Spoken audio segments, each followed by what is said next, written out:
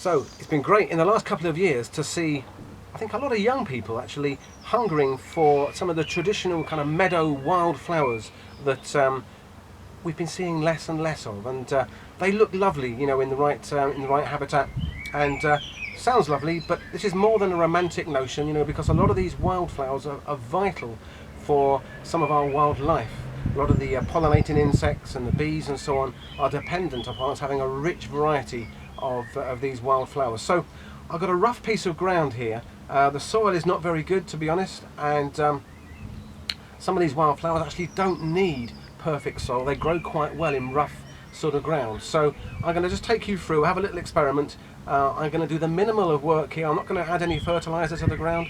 I'm just going to kind of dig this soil over very quickly, scatter some seed here in early spring, around about, we're at late March, early April is the time to do this if you can, and we'll just see what happens. So the first tool I'm going to use is this fella here. It's like a pickaxe, but it's got a blade on it. One of my favourite tools, sometimes used, called a Chillington hoe or a kibe. So there we go, breaking open the soil here. If you come across any big stones, you could dig those out. So long as we've got a few inches of crumbly soil. Of course, the danger with this lark is that on a warm day like today and you're using this strap, you can end up, is it, what do they call it, sweating? Sweating, that's it.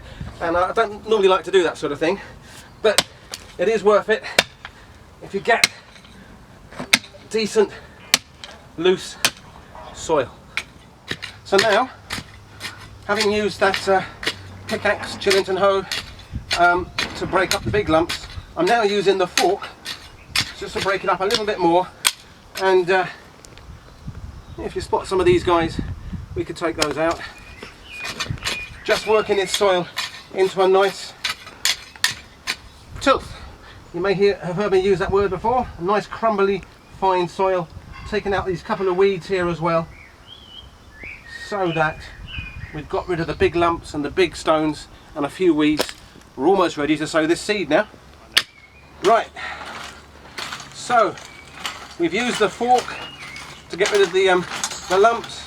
I'm now using this rake just again to get a nice level and to get rid of any remaining lumps, any bits of debris.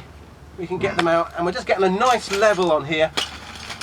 This looks like it's ready to take some seed.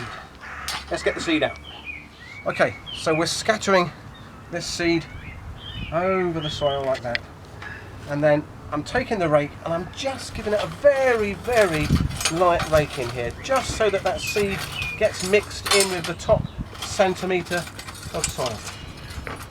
When it starts raining, that's going to kind of help settle the soil down as well, and of course once we've got a bit of moisture in there, those seeds are going to germinate. This looks really easy, doesn't it? But actually I've got to do the whole area here. That's going to take me a couple of hours to do, but I think it'll be worth it in the long run. Let's have a look, see what happens.